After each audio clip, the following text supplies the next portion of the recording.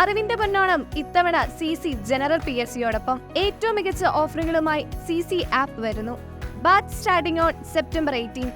ഓഫറുകൾ അറിയുവാൻ വിളിക്കൂ 8590202323. Hi all, welcome to competitive cracker. ഞാൻ Muhammad Faris.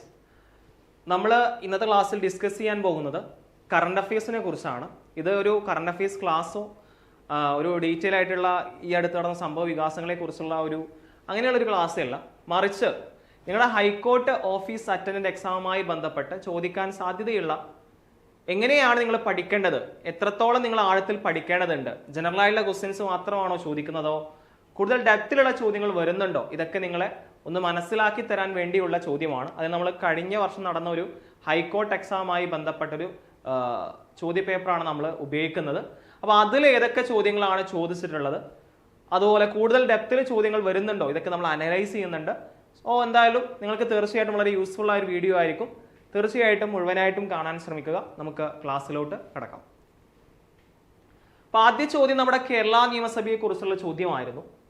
Total number of women MLAs in the present legislative assembly of Kerala is. അതായത് നമ്മുടെ കേരളം എന്ന് പറയുന്നത് നമ്മുടെ കേരളത്തില് ഇത് 15ാം കേരള നിയമസഭയാണ്. ഈ 15ാം കേരള നിയമസഭയിൽ എത്ര വനിതാ അംഗങ്ങളുണ്ട്, MLAമാരുണ്ട് എന്നുള്ളതാണ് ചോദ്യം. നമുക്കറിയാം നമ്മുടെ സംസ്ഥാനത്തിന്റെ MLAമാരുടെ ടോട്ടൽ കപ്പാസിറ്റി എന്ന് പറയുന്നത് തെരഞ്ഞെടുക്കപ്പെടുന്ന MLAമാർ 140 പേരാണ്. അതില് എത്ര പേരാണ് വനിതാ MLAമാർ എന്നുള്ളതായിരുന്നു ചോദ്യം. നല്ല ചോദ്യമാണ്. ഇനിയും ചോദിക്കാൻ പല പരീക്ഷകളിലും ചോദിക്കാൻ സാധ്യതയുള്ള ഒരു ചോദ്യമാണ്. അടുത്ത നിയമസഭ വരെ ചോദിക്കാൻ സാധ്യതയുള്ള ഒരു ചോദ്യമാണ്. ആൻസർ എന്ന് പറഞ്ഞാൽ 12 ആണ് അല്ലെ. 12 പേരാണ് ഇവിടെ ആൻസർ ആയിട്ട് വരുന്നത്. ഒരുപക്ഷെ നിങ്ങൾക്ക് അറിയുന്നുണ്ടാവും. Total number of women MLAs in the present legislative assembly of Kerala എത്രയാണ്? 15ാം കേരള നിയമസഭയിൽ 140 MLAമാരിൽ എന്താണ് 12 പേര് വനിതകളാണ്. പിന്നെ ഇപ്പൊ ആംഗ്ലോ ഇന്ത്യൻ റിസർവേഷൻ ഇല്ല എന്ന് നിങ്ങൾക്ക് അറിയുന്നുണ്ടാവും. 104ാം ഭരണഘടനാ ഭേദഗതിയോട് അനുബന്ധിച്ച് അത് റദ്ദാക്കി. സോ ഇപ്പോൾ കറന്റ് 140 MLAമാരാണ് നിയമസഭയിൽ. അതിൽ 12 പേര് വനിതകളാണ്. അടുത്ത ചോദ്യം. The district in Kerala that reported first about Zika virus in 2021 is. അതായത് നമ്മുടെ കൊറോണയുടെ സമയം കഴിഞ്ഞതിന് ശേഷം വന്നൊരു വൈറസ് ആയിരുന്നു സിക്ക വൈറസ് എന്ന് പറയുന്നത്. ഒരു രണ്ടാം ഒരു ലോക്ക്ഡൌൺ ഒക്കെ അനുബന്ധിച്ച് വന്ന ഒരു വൈറസ് ആയിരുന്നു സിക്ക വൈറസ് എന്ന് പറയുന്നത്. അപ്പൊ ഈ സിക്ക വൈറസ് സിക്ക വൈറസ് ഏത് ജില്ലയിലാണ് ആദ്യം റിപ്പോർട്ട് ചെയ്തത്? ഏത് ജില്ലയിലാണ്? നമ്മുടെ തലസ്ഥാന നഗരിയിലായിരുന്നു, തിരുവനന്തപുരം ജില്ലയിലാണ് കേരളത്തിൽ ആദ്യമായിട്ട് 2021 സിക്ക വൈറസ് റിപ്പോർട്ട് ചെയ്തത്. കേരളത്തിൽ ആദ്യമായിട്ട് സിക്ക വൈറസ് റിപ്പോർട്ട് ചെയ്ത ജില്ലയാണ് ഇത്, തിരുവനന്തപുരം ജില്ല എന്ന് പറയുന്നത്. അതും ജനറൽ ആയിട്ടുള്ള ഒരു ചോദ്യമാണ്. ഓക്കെ, അധികം ഡെപ്തിൽ ചോദിക്കാതെ ജനറലായിട്ട് നമുക്ക് ഒരു ഫാക്റ്റുകൾ പഠിച്ചു പോയ ഒരു വ്യക്തിക്ക് പോലും അറിയാൻ പറ്റുന്ന, ആൻസർ ചെയ്യാൻ പറ്റുന്ന ഒരു ചോദ്യമാണ്. അപ്പൊ അടുത്ത ചോദ്യം. The first state in India that conducted transgender athletic meet. ഇതും ഒരു ജനറൽ ആയിട്ടുള്ള ചോദ്യമാണ്. അതിലും അധികം ഡെപ്തിൽ കയറി ചോദ്യം. ഞാൻ ഈ ഡെപ്ത് എന്ന് പറഞ്ഞിട്ട് എന്താ ഉദ്ദേശിക്കുന്നത് വെച്ച് കഴിഞ്ഞാൽ പല PSC പരീക്ഷകളിലും വളരെ ഡെപ്തിൽ നമ്മൾ എത്ര പഠിച്ചാലും അവർ അത്രയും ഉള്ളുന്ന ചോദ്യങ്ങൾ ചോദിക്കാറുണ്ട്. നമ്മുടെ ശ്രദ്ധയിലേ പെടാത്ത ചോദ്യങ്ങൾ. പക്ഷെ ഇത്തരം ചോദ്യങ്ങളൊന്നും അങ്ങനെയല്ല. ഇപ്പൊ ഇങ്ങനെ ഒരു ഫസ്റ്റ് ട്രാൻസ്ജെൻഡർ അത്ലറ്റിക് മീറ്റ് എന്നൊക്കെ പറയുമ്പോൾ രാജ്യം മൊത്തം എന്ത് ചെയ്യും, അതിനെക്കുറിച്ച് ചർച്ച ചെയ്യും. അപ്പോൾ ജനറൽ ആയിട്ടുള്ള ഒരു വാർത്തയാണ്. ഇവിടെ answer the first state in India that conducted transgender athletic meet എന്ന് പറയുമ്പോൾ നമ്മുടെ ആൻസർ ഏതാണ്? കേരളമാണ് നമ്മുടെ ആൻസർ ആയിട്ട് വരുന്നത്. The first state in India that conducted transgender athletic meet is Keralam. അപ്പൊ നമ്മുടെ സംസ്ഥാനമാണ്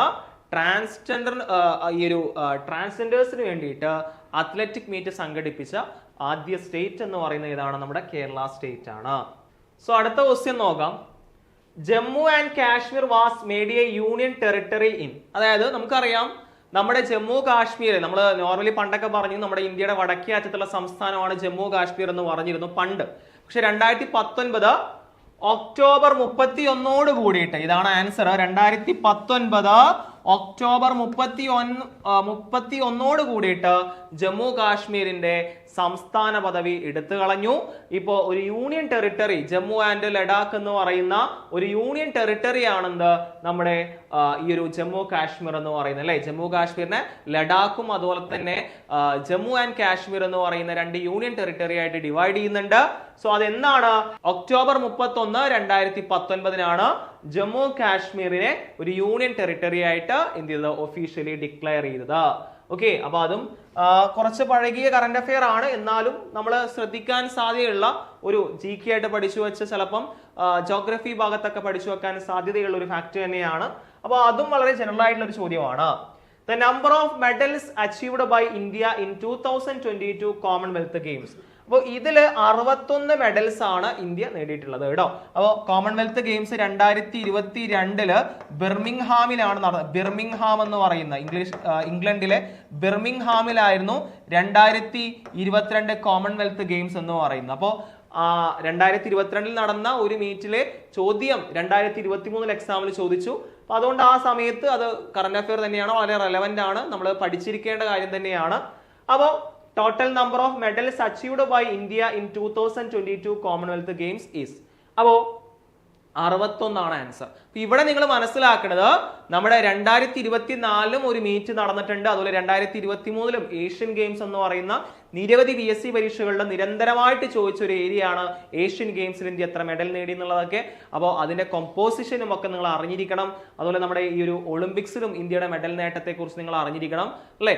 സോ അതുകൊണ്ട് 2024 പ്രധാനപ്പെട്ട ഒളിമ്പിക്സ് നടന്നിട്ടുണ്ട്. ഇന്ത്യ അതിൽ 6 മെഡലുകൾ നേടിയിട്ടുണ്ട്, ഒരു സിൽവറും 5 ബ്രോൺസും. അപ്പൊ അത് ആരൊക്കെയാണ് നേടിയത്? അതുപോലെ തന്നെ ഏഷ്യൻ ഗെയിംസിനെ കുറിച്ച് ഇപ്പോൾ പറഞ്ഞു. അപ്പൊ അത് നിങ്ങൾ പഠിക്കണം, അത് കൃത്യമായിട്ട് പഠിക്കുക. കാരണം ആ രീതിയിലുള്ള ചോദ്യം നിങ്ങൾക്ക് വരുന്നുണ്ട്. സ്വാഭാവികമായിട്ടും ഒക്ടോബർ 20 നടക്കുന്ന നമ്മുടെ പരീക്ഷയിൽ ചോദിക്കാൻ സാധ്യതയുള്ള ഒരു ഏരിയയാണ് ഒളിമ്പിക്സും ഏഷ്യൻ ഗെയിംസ് എന്നൊക്കെ പറയുന്നത് കേട്ടോ. കൃത്യമായിട്ട് അത് അറിഞ്ഞിരിക്കുക. Before becoming president of India, Draupadi Murmu served as the governor of ഏതാണ്? ജാർഖണ്ഡ് ആണ്. അതായത് 2015-21 കാലഘട്ടത്തില് 2015-21 കാലഘട്ടത്തില് നമ്മുടെ ദ്രൗപദി മുർമു എന്താണ്? ജാർഖണ്ഡ് സംസ്ഥാനത്തിന്റെ ഗവർണർ ആയിട്ട് വർക്ക് ചെയ്തിട്ടുണ്ട്.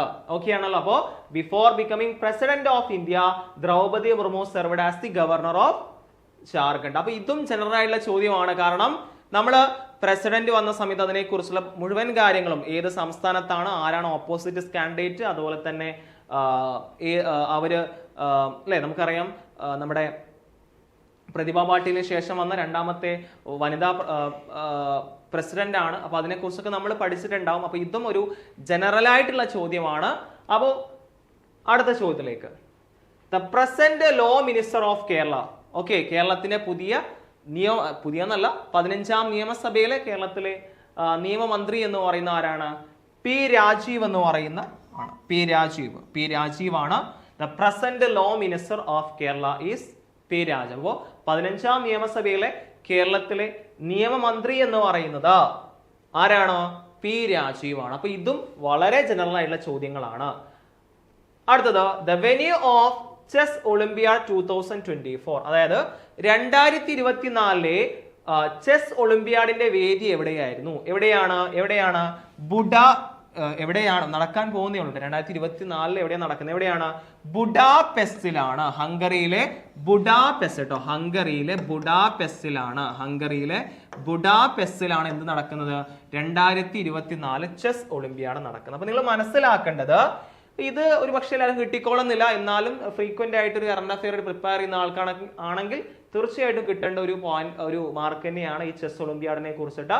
So chess olympiad 2024 ബുഡാപെസ്റ്റിലാണ്. ഇന്ത്യയിലെ ചെസ് ഒളിമ്പിയാഡിന് വേദിയായിട്ടുള്ള നഗരമാണ് ചെന്നൈ എന്ന് പറയുന്നത് കേട്ടോ.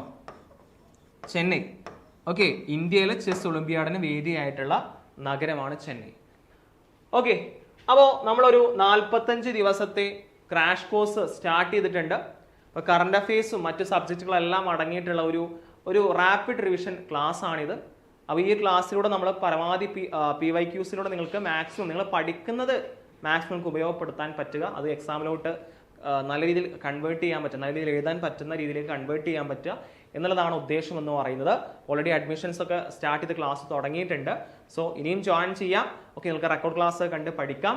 അതുപോലെ തന്നെ പഠിച്ചു കഴിഞ്ഞ ആൾക്കാർക്ക് ഒരു റിവിഷൻ ആയിട്ടും ഒരു റാപ്പിഡ് റിവിഷൻ ആയിട്ടും ഈ ഒരു ബാച്ച് യൂസ് ചെയ്യാം. കൂടുതൽ ഡീറ്റെയിൽസിനായിട്ട് 8590202323 നമ്മൾ കോൺടാക്ട് ചെയ്യാം.